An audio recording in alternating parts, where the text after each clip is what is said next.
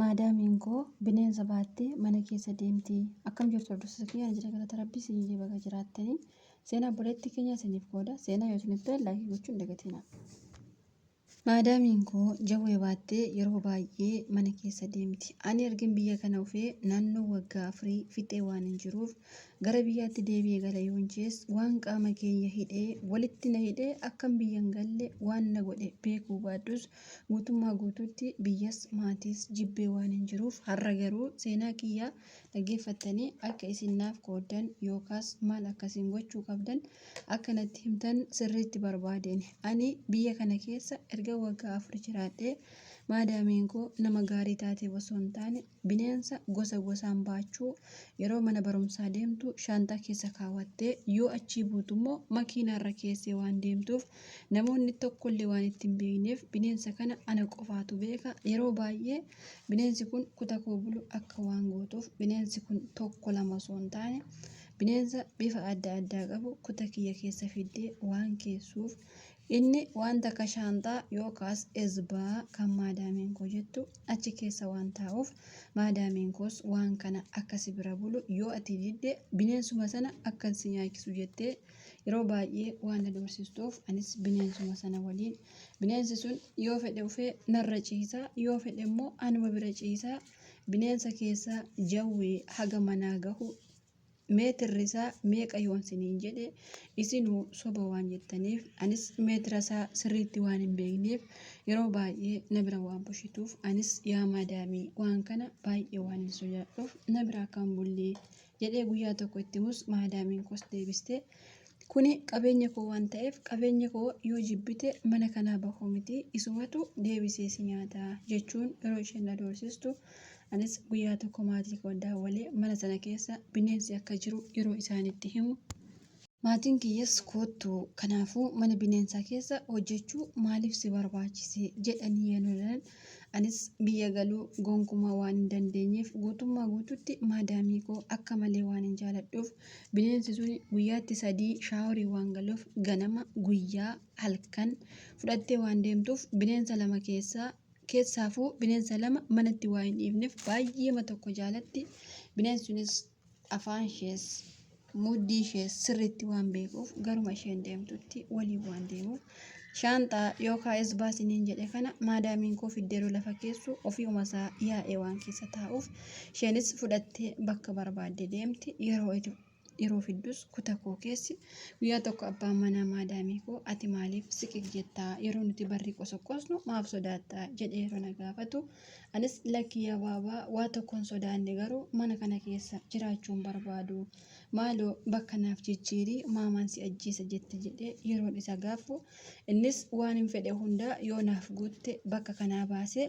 mana namaa si gashuu danda'a jechuun yeroo natti himu anis waan suni maaliree jedhee yeroon gaafu innis ati akka dhiiraan wal qunnamtii gootee hin beekne yoo natti himte mana kana siif jijjiiraa yoo ta'uu baate garuu akkuma isheen jette bineensa sanatti nyaata jechuun yeroo inni na gaafatu anis homaa rakkoo hin qabu jechuun fedhii isaa hunda argin guutee fi booda innis mana sana keessaa na baasee mana jaartii wayii haadha isaa haa taatu mana maal akka ta'e hin beeku achi galee ishee osoo hin xooraa jiru innis akkuma haadha manaa isaa torbeetti takka yookaas torbeetti yeroo 2 dhufaa yeroo natti fayyadamu naannoo waggaa tokko mana sana keessa yoo toon hojjechaa jiru bineensi mana arabitti yookaas maadaamii koo caalaa mana sana keessa waan jiruuf jaartiinis bineensa sana waliin waan jiraattuuf garuu erga waggaa fixee bakka bineensa sana nageessanii kophaatti kuta qaba garuu kuta kiyya keessa miti kottu hojiin kee kana jechuun yeroo natti himan anis ishii jechuun jawwee miicuu mana maadaamii kootti bare mitiire guyyaa irraa 3 4 yeroo miicuu jaartiin seeraan hin mi'e jechuun bineensuma sana akka inni na nyaatuuf wanta meeshaatu jira natti fakkaata isa fiddee natti agarsiifti waan kana yoo ittiin duune bineensi kun battalumaan si nyaata kanaafuu seeraan shaaworii gashi jechuun amala jaartii dulloomtu isinuu beektu mitiire siqaayii nagashaa na dararaa haa ta'u malee bineensa kana osoo miicaa jiru mucayyoon Filiippiiniin tokko osoon qoshaashaa gataa jiru asii maal hojjettaa bakka kanatti sarraatanya baay'eetu du'e yeroo naan jettu maal godharee meenatti himi yeroon isheetiin jedhu isheenis lakkoofsa keenyaaf kenne jettee lakkoofsa koo yeroon kennuufi galgala natti daawwaluun ani Filiippiinii agaruu mana sana keessaa fi mana kana keessa jarri waliin obbolaadha waan ta'eef sirriittan beekaa warra kana jechuun warruma hankee jechuudha garuu maadaamiin kun natti himte warra tama bira jirtu nama baay'ee ajjeesaa gudeedaa waan turaniif bineensa isaanii waggaa torbaan soorata waan bareef isaa waan sooraniif yoo ati waggaa 7 fitte si soorachiisuu hedanii mana sanaa badi jechuun yeroo natti himtu anis mana sanaa baduu dadhabee jaartii dullattii lafarra foqoqxu osoo sagaraa ishee jalaa guuraa jiru guyyaa tokko ilmi ishee innumti abbaan manaa maadaamii koo akka barbaade na godhu sun dhufee akkamitti bineensa seeraa hin eegne jechuun na dabaddabee mana sana keessaa akkam baduu yeroo natti himu jaartiin gonkumaa baduu hin qabdu haaduutu yookaas bineensi keenya nyaachuu qaba malee jechuun yeroo isheen isatti himtu innis eeshikaa jechuun bakkatti nyaatamuu malu yookaas qalamuu malu sana nageessanii galgala sa'aatii 1 yoo ta'u kuta kana koottu as keessa taa'e jechuun namichi natti himee yeroo deemu anis ishii nan dhufa jedhee afaan dabaatoo isaanitti hin dubbateen jaartiinis akkuma nama guddaa mana keessa deemtee ulees miknisaa yookaas wanta ittiin nyaata hojjetan ni beektu mitiire isaan na rukutaa galgala har'a guyyaan keetii osoo naan jettu shintibeetii keessaa to'achi as baatu jaartiin koftee mataan ishees lamatti baqaqee anis waan godhu wallaalee dhiigni saalonii keessa uffatee yaa rabbii guyyaan kuni guyyaa kooti ture amma maal gochuu qaba jechuun mana sana keessa anumaaf jaartitu jira mitiire anis mana sana keessaa badee harka kooti yoon qabe ashaaraa sodaadhe yookaas ashaaraa sana shakke waan ta'eef ani dhugaa dubbachuuf tarii hin soobdaa situ darbate naan jechuu dandeessu waan ta'eef ani garuu darbachuu miti bakka isheeyyuu hin geenye an bakka biraa jira garuu immoo sagalee iyyaa dhagahee yeroo naqu dhiigni saalonii keessa uffatee dhugaa dubbachuuf ani mataan koo baay'ee rifadhe harkaan ishee qabee ol kaasuuf yeroo jedhu ashaaraa sana yaadadhe wayyaa koo sassaabbadhe sodaa tokko malee mana sana keessa ijoollees duraan nan beeka waan ta'eef lookshinii ergadhe mana sanaa bahee ammas biyyuma kana keessa jiraachaan jira silkii koos siimii koos ijoolleen ani bira jiru narraa fuudhanii caccabsanii waan ta'eef amma galata rabbiitii hojii kiyya hojjetadhe garuu gara biyyaa galuu barbaada bakka jaartii kanaatti an harkaanis hin tuqne yookaas lubbuu ishee homaan goone garuu namoonni baay'een gara biyyaa galuu hin dandeessu ashaaraan yoo si qabe biyyuma kanatti duutaa yookaan bahaaraan galii naan jechaa waan jiraniif mee isin maal naan jettuuti bahaaraan galii jettumoo durumaanuu situ badii qaba maaf dura galuu didde naan jettumoo jechoota namoota baay'ee otoon isinitti hime waan jedhamu isin wallaafisa waan ta'eef arabichi garuu waan inni na gochaa ture tokko lamaan isinitti himuu hin danda'u. Ganaa koo irra caalaa yoo isinitti hime namootaaf barumsa ta'uu caalaa baalagee situ badii qaba situ akkasii jettanii na arrabsuu waan dandeessaniif anis seenaa koo guutummaa guutuutti himachuu hin barbaanne sababiinsaa kan irraa baratanii fi kan ittiin nama qeeqan hedduu jira waan ta'eef ani garuu lubbuu koo oolfachuuf waan ani hin goone tokkollee waan hin jirreef har'a garuu gara arrabaatti jijjiiramuu waan danda'uuf anis seenaa koo kan keessa darbe muraasa malee hunda isinitti himuu waan hin barbaanneef mee isin maal godhinaan jettan gara biyyaa galuuf baay'ee tokko sodaadha wanti kun erga na mudatee naannoo baatii 5 xumurre waan ta'eef garuu sodaa keessa waan hin jiruuf gara biyya koo galuu malee waan kun tarii biyya kana keessatti yoo narratti argame rakkoo qabaayii jedhee nan sodaadha namoonni baay'een namicha bira keessee ukkuba qabda maaliif biyya galta namichatti daawwalii ani akkas gara biyyaa galuu barbaada natti haasa'aa turte qarshii naaf kenni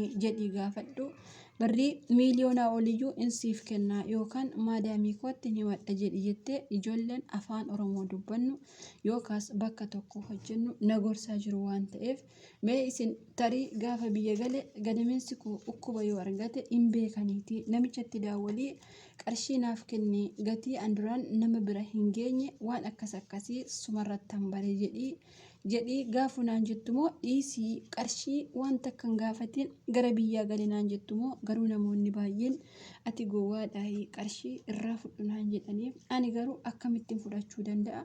Tokkoffaa mana sana keessatti jaartiin mataan ishee fanadda'e namni arguufiyyuu yoo tarii namichi hin dhufne torbee tokko ol waan teessuuf yoo duute yoo jiraatte ani waan hin beeku gonkumaa tokko illee hin jiru waan ta'eef yoo isheen duutee jiraatte isaanuu na barbaadaa jiru waan ta'eef otoo itti daawwalee qarshii naaf kenne namichaan jedhu tarii yoo na qabatan maal gochuu danda'a. Ani akka garaa kootti osoo dhiisee galee baay'ee natti tola. Ani maatii koof intala tokkitee waan ta'eef har'a garuu ergi tokkitee taatee biyya kana keessatti maaf baalagattee naan jechuu waan dandeessaniif lubbuu koo oolfachuuf waan ani hin goone hin jiru. Garuu baalagummaan tokkollee narratti hin argamne. Guyyaa gaafa duraas bineensa sana jalaa bahuuf waan adda addaa godhe malee gonkumaa nama kana barbaadee miti. Mee isin hordoftoonni yookaas ijoolleen akka biyya Arabaa keessatti carraan isin cinqite biyya hin galiin hojjedhu naan jettumoo karaa bahaara gali jettumoo akkuma namoonni tokko na gorsan karaa abbaa manaasheetti daawwalii qarshii gaafatadhu jettumoo mee yaada keessan naaf qooda. Galatoomatti obboleettiin keenya dhugaa dubbachuuf seenaa obboleettii keenya kanarraa ani waa hedduu baradhe.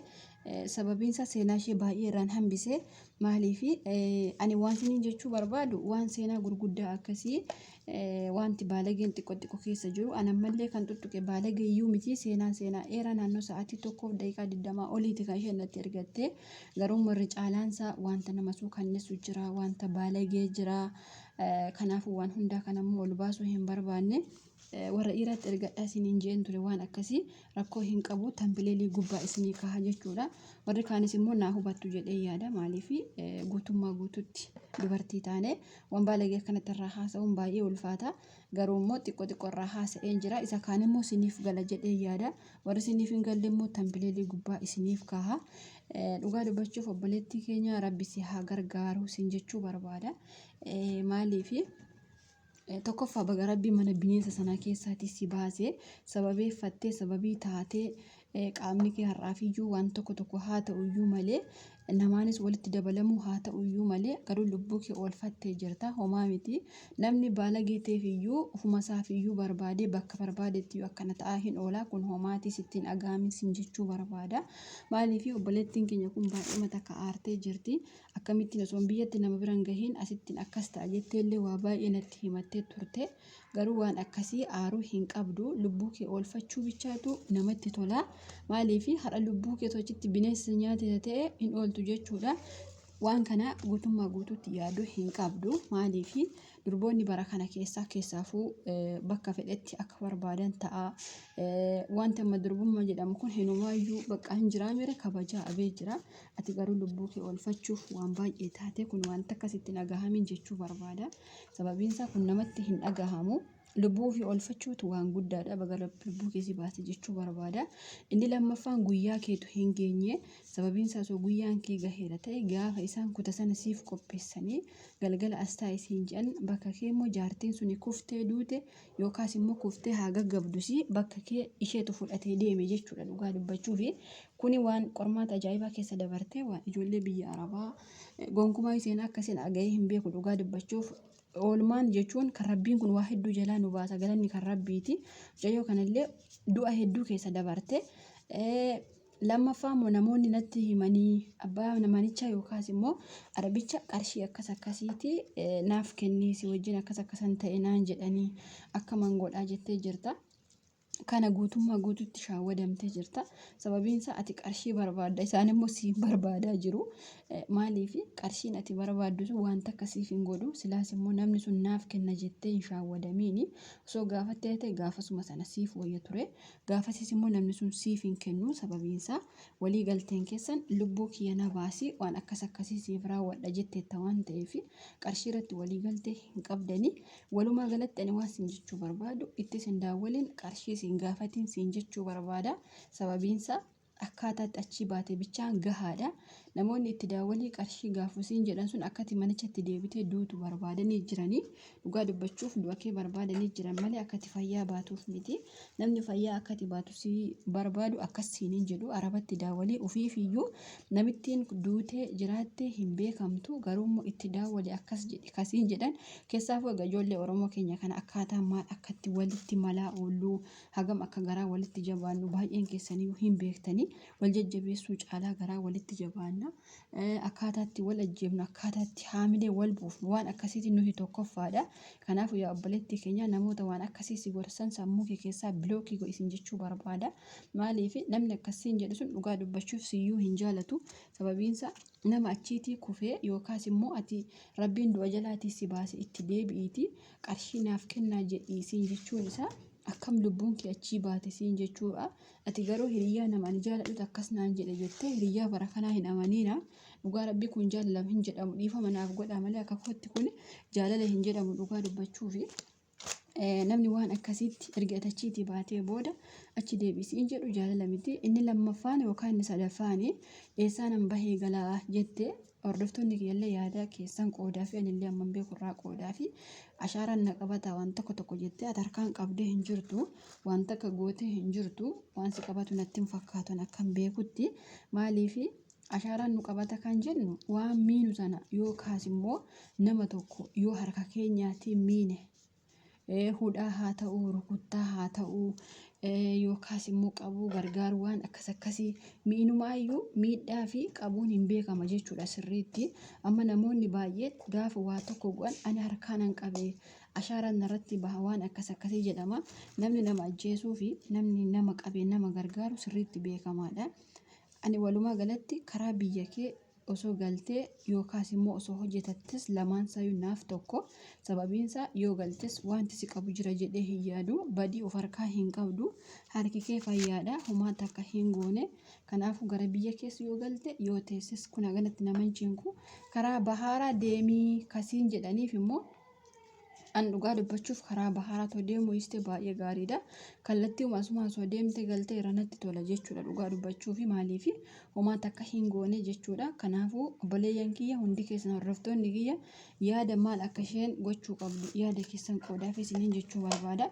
Itti hin aariina hin arrabsiina maaliif araba wajjin maalii taate sana taate hin jedhamu kuni warri akkasii naman aarsan dhugaa dubbachuufi sababiinsa warra lubbuu fi oolfachuu jedha waan ta'eef dirqamayyuu gudeedamuun jira dirqamayyuu waan takka jira. Immoo ijoolleen keenya keessaafuu warreen mooftan manni isin jirtan jawwee bofa bineensi waan akkasii yoo jiraate mana sana akkaataatti baatan yookaas immoo akkaataatti gara biyyaa galtan yaalaa malee mana sana keessa teenyee jijjiiramna jettanii yaadina. Sababiinsa mana jawween jiru nageenyi sin jiru yeroo booda hin turu hin bulu malee sumaan qalanii ittiin si sooru jechuudha. Isa sooratu bineensa sana jechuudha. Kanaafuu bineensa sanarraa bareechaa of eeggadha. Hojiin isaa isinitti taahafu biyya arabaa isaa isinitti taahafu gara biyya keessanii gala biyya jijjiiradhaa malee bineensa wajjin teessanii hin hojjetin isiniin jechuu barbaada. Sababiinsa mucayyoon kun amma yeroo baay'ee jawwee fiddee kushinaa ofti jette ani garuu jawwee sana wajjin rafaa bineensa adda addaa lafeefaatu jira mana sana keessa jette. Kana jechuun namoota xonqolaatiin jiraatan jechuudha. Walumaa galatti jarri suni bineensi sun yoo waa tokko abe qaltee dirqama nama qaltee nyaachisuun kee dirqama jechuudha. Kanaafuu mana akkasii yoo argitan akka tasaa manni akkasii sirriitti mana baay'ee jira waan ta'eef mana sana keessa bahaa deemaa malee astaa'een jijjiiramaa astaa'een qabeenya godhaa waan akkasii jettu yoo ta'e miidhaa guddaa ofirraan geessistu jechuudha. Obboleettii keenya kana ammaaf rabbiin baasee jira. Komentii ishee jajjabeessuu danda'u qooduuf hin dagatina. Asumaan namoonni baay'een yuutuubiin akkamitti banamaa kannaan jettanis baay'een keessan ni jirtanii. Komentii keessan yeroo baay'ee argaa. Yuutuubii banachuun faayidaa guddaa qaba namarraa hojjetuu fi garuu akka keenya kana har'a hojjennee boru dhiisuu otoo hin taane namoonni yuutuubii har'aaf boru guyyaatti viidiyoo 2-3 hojjetan sirriitti faayidaa irraa argatu. Anama fakkeenyaaf daataa fayyadama. Badaa haganatti wanti hin jedhu jechuudha. Haganatti akkuma agartan badaa viidiyoo hojjechaa hin jiru. Namoonni waayifaa arabaa qabdan sirriitti dibbiin gootanii yoo hojjettan galii guddaa irraa argattu jechuudha. Kanaafuu baay'een keessan yuutuubiin akkamitti banamaa yoo bananne immoo faayidaa qaba. Inumaayyuu namoonni tokko maal jedhu isinitti fakkaate warruma yuutuubii irra odeessaa oolu kana jedhani koomentii namoota baay'ee jalatti nan arga. Fakkeenyaaf namoota yuutuubii gurguddaa qaban fa'a jala deemanii qeeqanii dhugaa dubbachuuf ani yoo dhuguma hima ta'e kakushina arabaa keessa dhaabbannu caalaa namoonni seeraa yuutuubii hojjetan isaan irraa faayidaa argata jechuudha. Dhugaa dubbachuuf yuutuubii banadhaan dhaamsa kooti yeroo baay'ee yuutuubii kana sinirraa iyya. Garuu namoonni keenya waan gaarii gaafa itti himtu gara waan badaa wayiitti fudhatanii yookaas immoo akka isaan hin fayyadne wayiitti. Anillee akkuma keessa yeroo duraa yuutuubii kana dhugaa dubbachuuf hin beeku. Kanaafuu yuutuubii banadhaa isin jechuu barbaada. Baay'een keessan immoo akkamitti banamaa yoo baname faayidaa maal qabaa eessa tuqeen banatta namni Abdul Hab jedhamu hin jira jechuudha. Yookaas immoo liinkii isaa fidee as jala isinii kaahaa jechuudha. Dhaqxanii isa ilaaltanii banattanii itti fayyadamuu dandeessu jechuudha. Maaliif yeroo baay'ee yeroon keenya maaxxuma beektani nama hamachuu, nama arrabsuu, gandummaa jechuu bakka hin jiraami waan baala gummaarratti sa'aatii keenya gubuurra waan kana hojjetattanii baay'ee gaariidha jedha yaada kun akka yaada dhuunfaa koottidha. Inni itti aanu ijoolleen baay'een keessanii seenaa keenya yeroo sagaleetiin siif erginu maaliif asii waliin baastu sagalee keenya maaf waliin baastuudhaan jettanii ani fakkeenyaaf sagalee keessan gaafa ol baasee nama isin beekutu jira. Fakkeenyaaf mucayyoon tokko hin gadda sagalee ishee natti ergite biyya ofii wajjin maqaa ofii wajjin natti ergite ani naaf waan guddaadha. Ani har'allee ta'e boollee kan deebisee isinitti himuu danda'u sagalee nama gaafa fidu yuutuubii kiyyaaf gaariidha. Yuutuubii kiyyallee hin guddisaa jechuudha. Garuu har'atti bor ilmoo argachuu dandeessa. Obboleessi kee miidiyaarra jiraachuu danda'a. Kanatti borutti heerumtu miidiyaarra jiraachuu danda'a.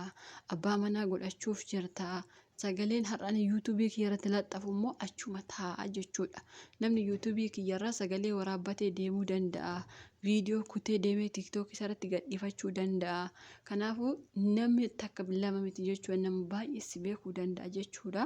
Asumaan naa beekuu qabdan yoo immoo lakki nuti hin barbaannu maaltu si dhibee dhugaa dubbachuuf mucayyoon tokko fa'aa gaddafa maaltu si dhibee sagalee kiyya ol naaf hin baastu maalidha jettee tokko fa'aa ol siniif baasaa dhugaa dubbachuuf na arrabsite waan ta'eef ol baasuu didde jettee baay'ee mata akka aarte.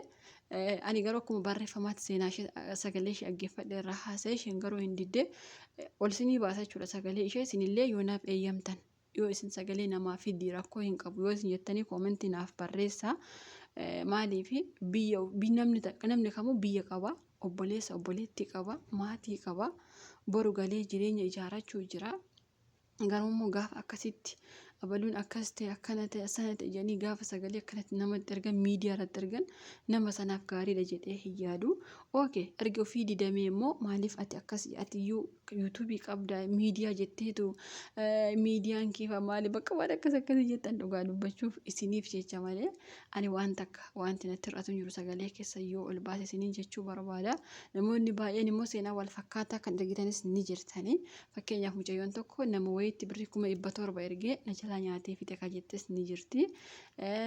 Kaanis immoo 500 jettee seenaa kanas eengaddarraa haasa'ee jennaan aankoo muumaaf jettanii fakkeenyaaf viidiyoon tokko gaafa hojjetamu seenaan sun wal fakkaata yoo ta'e nama lamaan sanayyuu hin gargaaraa jechuudha. Asumarraa yaada kiyya hundaa isinii ibsira jedheen yaada waan yaada hundaa daqiiqaa isinitti dheerate viidiyoon kun yoo isinitti tole laayikii gochuun dagatina amma sagantaa biraa walitti deebinutti turtii gaarii qabaadha.